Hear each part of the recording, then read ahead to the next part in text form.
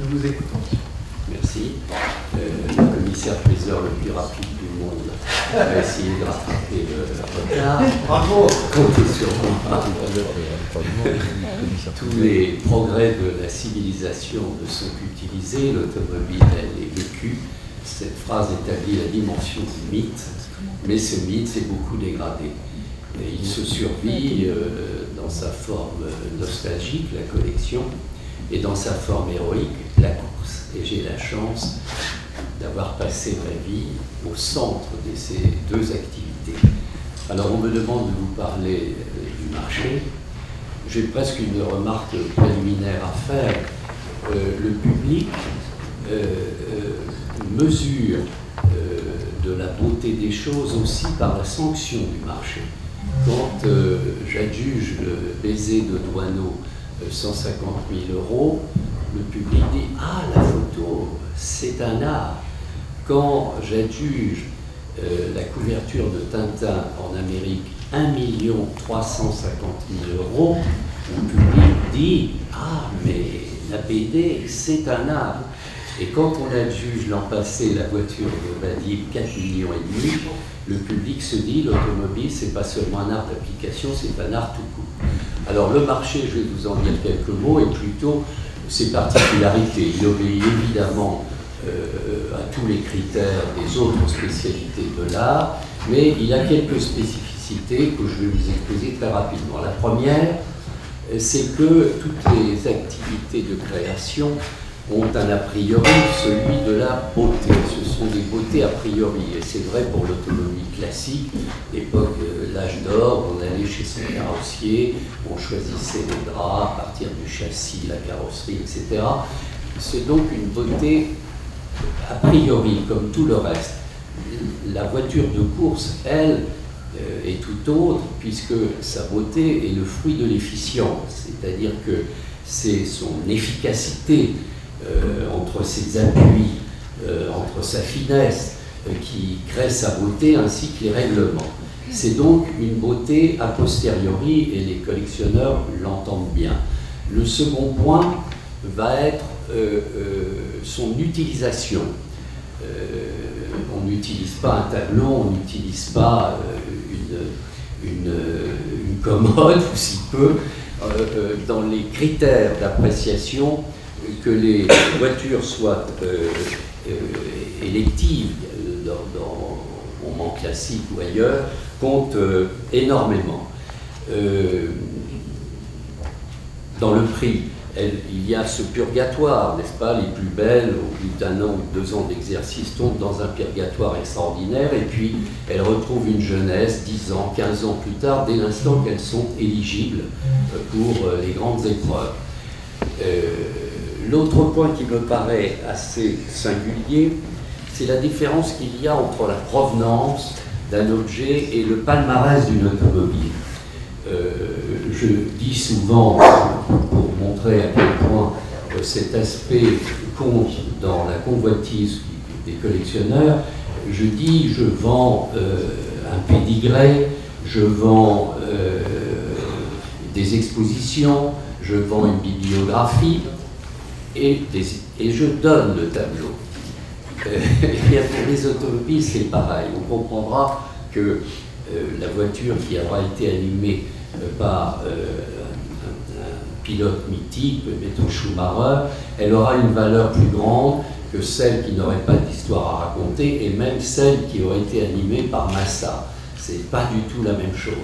Par ailleurs, et là ça n'est plus dans la subjectivité, une automobile de course, à la différence des autres objets, des meubles, etc., est née pour une finalité qui est la victoire.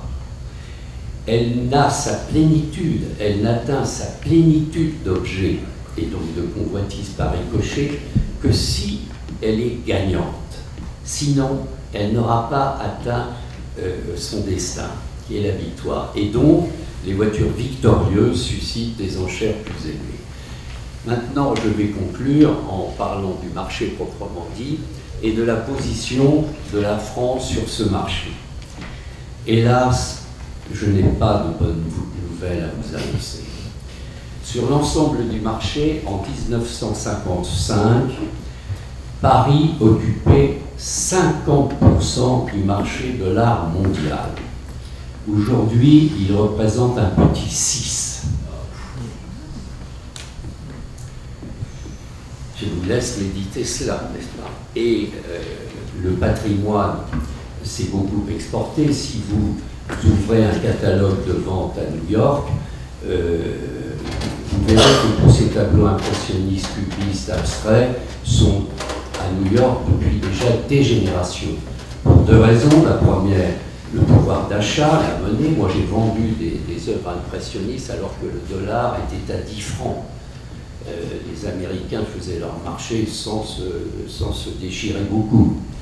Et puis, il y a eu le rôle des pouvoirs publics, et là, je parle sous le contrôle d'un magnifique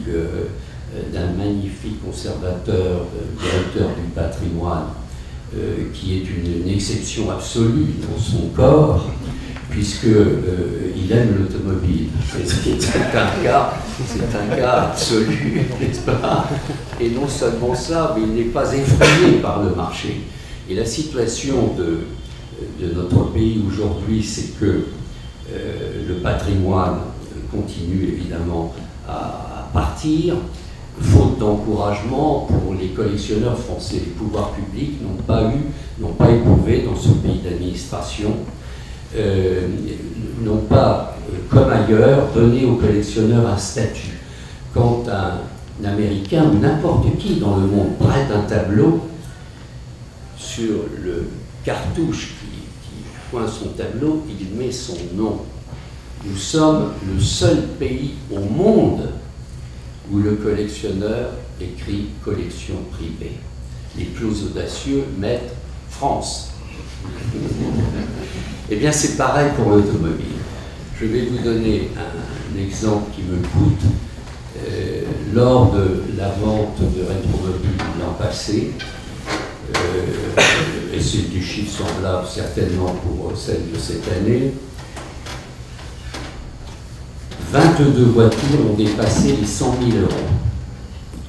4 sont restées en France. Nous voyons en plus des pays émergents.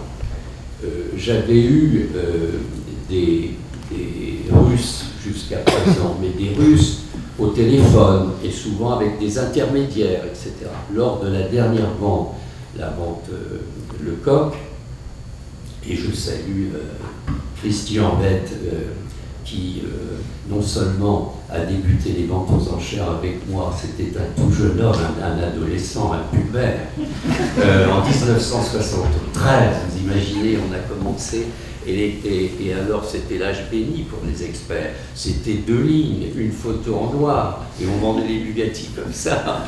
Aujourd'hui, il faut faire un livre presque sur chaque voiture. Eh bien, il y avait, les Russes cette fois étaient dans la salle et ils ont été extrêmement présents. Il faut dire peut-être que les voitures qu'on leur proposait étaient peut-être davantage dans leur goût, mais ils suivaient pratiquement toutes les grosses voitures, ils n'ont pas tout eu, ce qui prouve qu'ils ont une culture et qu'ils ne vont pas au-delà du raisonnable, ils n'ont pas tout eu, à loin près même, parce que le monde entier était là. Et l'autre marque que je ne veux pas oublier, et ce sera ma conclusion parce que je ne peux pas terminer sur cet aspect un peu pessimiste, n'est-ce pas?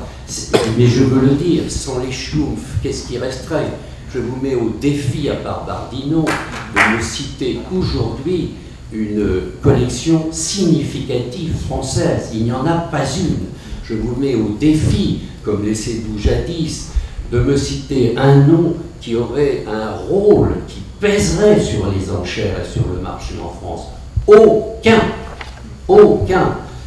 Tout ça est pathétique, n'est-ce pas? Et tellement révélateur, puisqu'il y a une règle économique maintes fois, une règle historique maintes fois vérifiée, qu'il y a une corrélation entre le pouvoir créateur d'un pays et son pouvoir dynamique. De la Grèce à Philippe II d'Espagne, c'est une règle absolue. Et aujourd'hui, nous n'exportons plus nos artistes. nos artistes contemporains sont au bord du chemin, ils n'intéressent absolument plus personne.